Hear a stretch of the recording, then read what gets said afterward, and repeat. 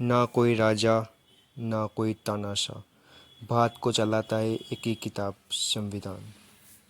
1947 में आज़ादी के बाद भारत को एक मजबूत सिस्टम चाहिए था। तभी डॉक्टर भीमराव अंबेडकर और उनकी टीम ने मिलकर बनाया भारत का संविधान। ये संविधान हमें देता है हमारे अधिकार, जैसे बोलने की आज़ादी, बराबरी का हक और न्याय, और साथ ही दिखाता है हमारी जिम्मेदारियां भी। सोचिए, अगर संविधान ही ना होता तो ना बराबरी हो पाती, ना इंसाफ हो पाता, ना सही नियम ले पाते। इसलिए संविधान को एक किताब नहीं कहा जाता, हमारे देश की आत्मा है। अभी संविधान को समझने के लिए हम आगे बढ़ते हैं। ठीक है, आपने पूछा भारतीय संविधान का अनुच्छेद 74, आर्टिकल 74। इसे मैं आपको कहानी के रूप में विस्तार से समझाता हूँ, ताकि यह केवल एक कानूनी धारा न लगे, बल्कि आपके दिमाग में चित्र की तरह बैठ जाए। कहानी राजा और उसके मंत्रियों की सलाह। बहुत समय पहले की बात है। एक बड़ा राज्य था। वहाँ एक राजा रहता था, जिसका नाम था भारत सम्राट। राजा के पास इतनी ताकत थी कि वह चाहे तो कोई भी फैसला अकेले कर सकता था। लेकिन अगर राजा हर फैसला अकेले करेगा तो क्या होगा?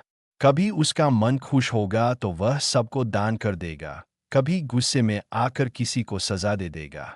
ऐसे में राज्य का संतुलन बिगड़ सकता था। इसलिए राजा के पास एक परिषद, काउंसिल ऑफ मिनिस्टर्स, बनाई गई। ये मंत्री राजा को हर बात पर सलाह देते। कौन सा कानून अच्छा होगा, किसे सजा देनी चाहिए, विदेशों से कैसा संबंध रखना चाहिए, और जनता का भला किस तरह हो। अब राजा के पास दो रास्ते थे। वह मंत्रियों की सलाह माने, वह मंत्रियों की बात अनसुनी करके अपनी मर्जी चलाए। लेकिन संविधान ने कहा, राजा यानी राष्ट्रपति मनमानी नहीं कर सकता, उसे मंत्रियों की सलाह माननी ही होगी। यही बात अनुच्छेद 74 में लिखी गई है। अनुच्छेद 74, आर्टिकल 74 कहता है, भारत के राष्ट्रपति को अपने कर्तव्यों का पालन करते समय प्रधानमंत्री और मंत्रिपरिषद की सलाह लेनी होगी और उस सलाह को मानना अनिवार्य होगा। यानी राष्ट्रपति सिर्फ औपचारिक शासक है।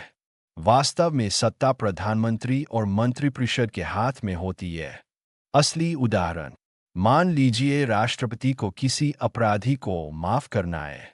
अगर राष्ट्रपति सोचे मुझे दया आ रही है, मैं अकेले ही उसे माफ कर देता हूं, तो यह संभव नहीं है। राष्ट्रपति को वही करना होगा जो मंत्रिपरिषद, प्रधानमंत्री और उनके मंत्री सलाह देंगे। कहानी का सार, कंक्लूजन। अनुच्छेद 74 हमें यह सिखाता है कि भारत में राष्ट्रपति राजा की तरह दिखते हैं, लेकिन वास्तविक सत्ता मंत्रिपरिषद के पास होती है। इससे लोकतंत्र मजबूत रहता है और कोई भी व्यक्ति मनमानी नहीं कर पाता। इंडियन कॉन्स्टिट्यूशन के आगे के अध्याय को सुनने के लिए बने रहिए इस चैनल्स पे। सब्सक्राइब कीजिए, लाइक कीजिए, शेयर कीजिए।